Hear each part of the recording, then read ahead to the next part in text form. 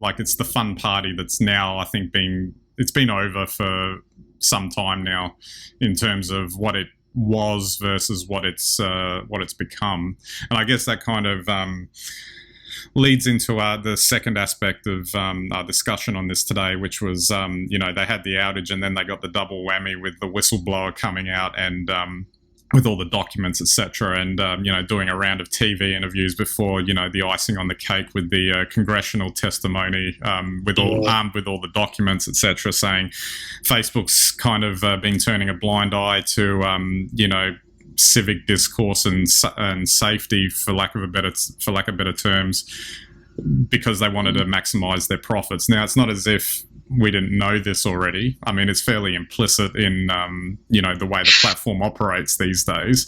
But I guess it takes it to another level when someone comes with documents, etc., and so public and a former employee as well, that they would come out, and it takes on a much more damning kind of level, I guess, or approach in terms of that.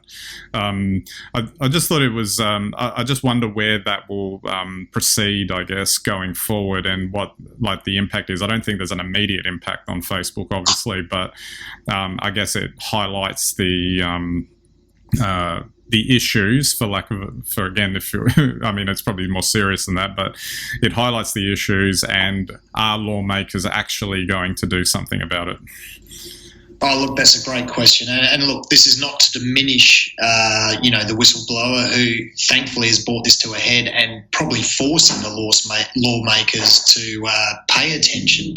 Let's face it, though, do you really need a whistleblower? Look at Facebook over the last 5 years.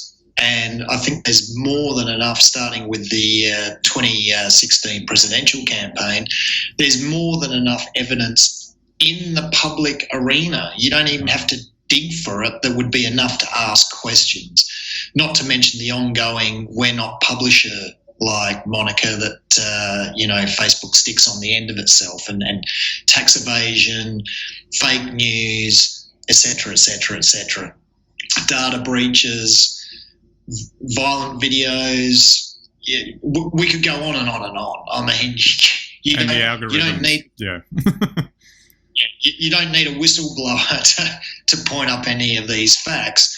I guess what's really surprising is that this is all documented on the inside. Yeah. And, in that regard, then Facebook probably has a pretty good idea of what it's doing.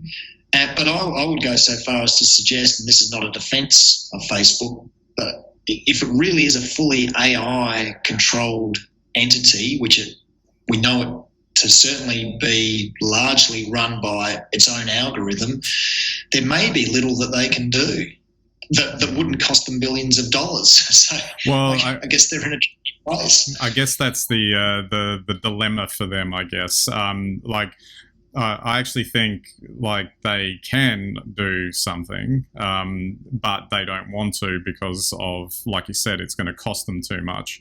And it's unfortunate that if they are having to be forced to do it, what does that say about, the company itself? Now, I can't sit here and say Facebook's the only one that would be guilty of, prioritizing profits, because I'm pretty sure they're all doing it to some level, despite what they're saying. I guess it's just more insidious in Facebook's case, because it seems like their entire product is is evolved into something that is promoting so much negativity around the place.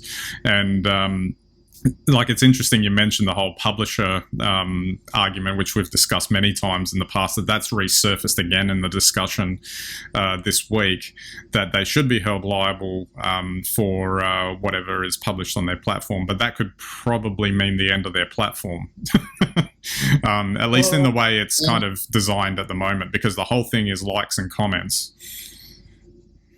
Yeah, exactly. Look, and let's face it, that's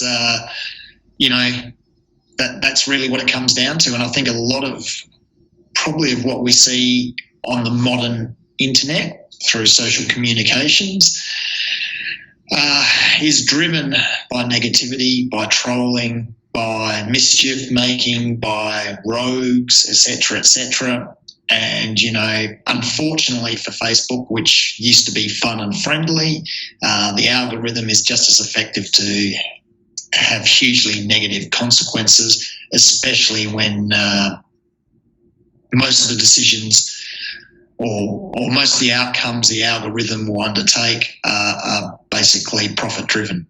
Indeed. I guess just finally, I guess it's sort of like a where to from here. I mean, it's anyone's guess kind of where it goes. I guess the big question is, like, say, if we focus on the US, is whether or not they'll actually do something in terms, who knows what that is, in terms of a law or making them accountable for something. A big question that kept coming up this week, which was probably more focused than it's ever been, is that, the big Zuck is basically unaccountable. He owns the majority share stake in Facebook, so no one can really overrule him. And what mechanism is going to be put in place to ensure that accountability in terms of the platform? And I don't know exactly how they're going to do that without damaging Facebook in some way. Oh, look, I completely agree. I don't think anyone knows what will happen. One thing that we do know in Australia, which I find quite interesting, and I don't know if it's mirrored in the rest of the world, but a lot of community groups, support groups, charities, obviously with good intent, use Facebook as their sole platform. So when it goes down for 6 hours, not to mention businesses, small businesses. So when these communities go down, it's huge, but their whole business model is built on somebody else's business model. So if Facebook was to change radically, the question then is that's a huge upheaval just for the economy of these groups or for the operations of these groups. So I think when Facebook pulled all the news items, and so none of the press releases or posts could get out from these organisations, there was a huge uproar in Australia. So, it might just be that Facebook gets saved at the end of the day by probably some of the people that, wouldn't necessarily align with Facebook's ultimate aims, but certainly find Facebook a useful tool for, growing their support, community-based support.